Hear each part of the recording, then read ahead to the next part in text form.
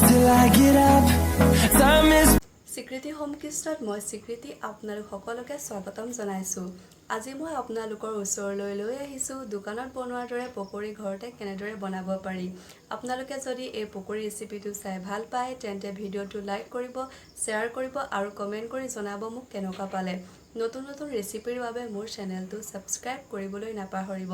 তেনেহ'লে আহক আজি আমি এই পকৰি ৰেচিপিটো বনাবলৈ আৰম্ভ কৰোঁ। মচুৰ দাইলৰ পকৰি বনাবলৈ আমি প্ৰথমে মচুৰ দাইলখিনি 1.5 ঘণ্টা 2 ঘণ্টা সময় আমি পানীত তিয়াই থ'ব লাগিব। এইখিনি মচুৰ দাইল মই আগতেই তিয়াই থোৱা আছিলে। এতিয়া আমি ভালদৰে ধুই পেলাই এইখিনি লৈছোঁ। ইয়াত দেখিছে মচুৰ দাইলখিনি এটা এটাকৈ ধুনীয়াকৈ এৰাই আছে। ইয়াত দেখিছে আমি এইখিনি এতিয়া পকৰিৰ কাৰণে ধুনীয়াকৈ উপযুক্ত হৈ গৈছে। এতিয়া আমি মচুৰ দাইলখিনি গ্ৰাইণ্ডাৰ জাৰত মাৰি ল'ম।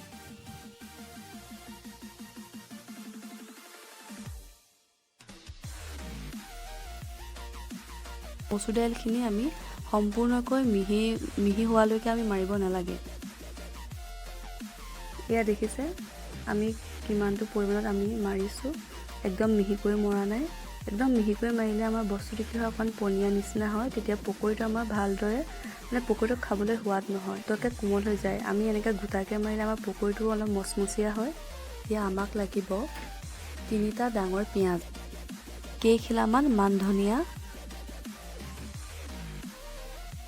1 চামুচ কাশ্মীৰী মিৰ্চ। পিঁয়াজ 3টা কেনেদৰে আমি কাটি লৈছোঁ মিহি মিহিকৈ। পকৰিত সদায় আমি পিঁয়াজ দিলে মিহি মিহিকৈ কুটি দিব লাগে, তেতিয়া আমাৰ পকৰিটো খাবলৈ ধুনীয়া সোৱাদ হয়। পিঁয়াজখিনি যাতে আমাৰ ধুনীয়াকৈ এডাল এডাল হয় সেইকাৰণে আমি হাতেৰে পিঁয়াজখিনি ধুনীয়াকৈ আমি এৰাই লৈছোঁ। মিহিকৈ কুটি থোৱা মান ধনিয়া কেইখিলাও দি দিছোঁ।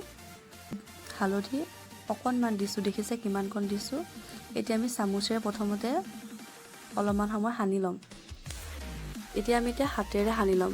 পকৰিটো আমি হাতেৰে সানিলেহে খাবলৈ অকণমান টেষ্টি হয়। আপোনালোকে ইয়াত কেঁচা জলকীয়া কুটি দিব পাৰে। এতিয়া আমি ইয়াত বেকিং পাউডাৰ 1 চামুচ দিছোঁ। এতিয়া বেকিং পাউডাৰ দি মেলি আমি এইখিনি ধুনীয়াকৈ সানি লৈছোঁ। বেকিং পাউডাৰটো দিলে আমাৰ পকৰিটো ধুনীয়াকৈ ফুলেও আৰু খাবলৈও ধুনীয়া আমাৰ মচমচীয়া হয় পকৰিটো। এতিয়া এখন লোহাৰ কেৰাহীত আমি তেল গৰম কৰি লৈছোঁ।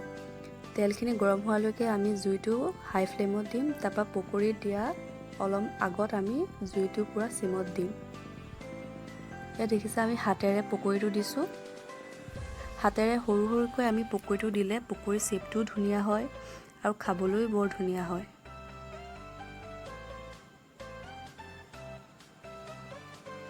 পিঁয়াজটো আমি এডাল এডালকৈ কটাৰ কাৰণ আছে। এডাল এডালকৈ কাটিলে আমাৰ পকৰিটোত পিঁয়াজটো ধুনীয়াকৈ ওলাই পৰে। দেখিবলৈ আমাৰ পকৰিটো বৰ ধুনীয়া লাগে। পকৰি বনাওঁতে সদায় পকৰিত তেল অকণ সৰহকৈ দিব লাগে যাতে পকৰিকেইটা ধুনীয়াকৈ তেলত ডুব খায়। আৰু আমি পকৰিটো বনাওঁতে সদায় জুইটো চিমত দিব লাগে। যদি আমি পূৰা হাই ফ্লেমত দিওঁ তেতিয়া পকৰিটোৰ বাহিৰৰ ৰংটো ডাঠ হৈ যায় কিন্তু ভিতৰৰ বস্তুখিনি নিসিজে। তেতিয়া আমাৰ পকৰিটো খাবলৈ বেয়া হয়। সেইকাৰণে আমি পকৰিটো বনাওঁতে সদায় চিমত দিব লাগে। চিমত দি ভাজিব লাগে। ৰঙচুৱা হোৱালৈকে আমি পকৰিটো ভাজিব লাগে তেলতে।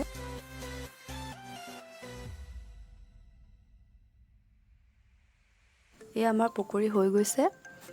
পকৰিটো আমি সদায় এনেকুৱা ব্ৰাউন কালাৰ হোৱালৈকেহে ভাজিব লাগে। তাতকৈ যদি আমি বেছি সময় ভাজোঁ তেতিয়া পকৰিৰ পিঁয়াজখিনি দেৰি যায় আৰু পকৰিটো খাবলৈ অকণমান তিতা হৈ যায়।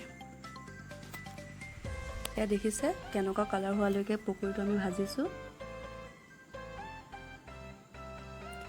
এনেকৈ যদি পকৰিটো বনাই আপোনালোকে একদম দোকানৰ বনোৱাৰ দৰে পকৰি ধুনীয়া গোন্ধ আহে। এইখিনি হৈ গ'ল, আমি এতিয়া কাঢ়ি থৈছোঁ। ঠিক তেনেদৰে আমি পাছৰখিনিও এনেকৈ আমি এতিয়া দি লৈছোঁ তেলত।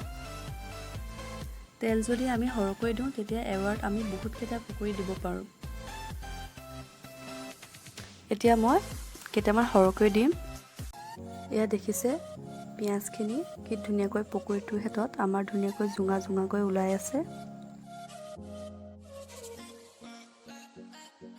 এই মচুৰ দাইলৰ পকৰীটো খাবলৈও আমাৰ বহুত টেষ্টি হয়। আমি চাহৰ লগতো খাব পাৰোঁ, নহ'লে আমি ভাতৰ লগতো বনাই খাব পাৰোঁ।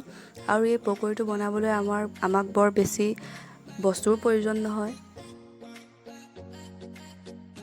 এতিয়া আমি এইখিনি লুটিয়াই দিছোঁ।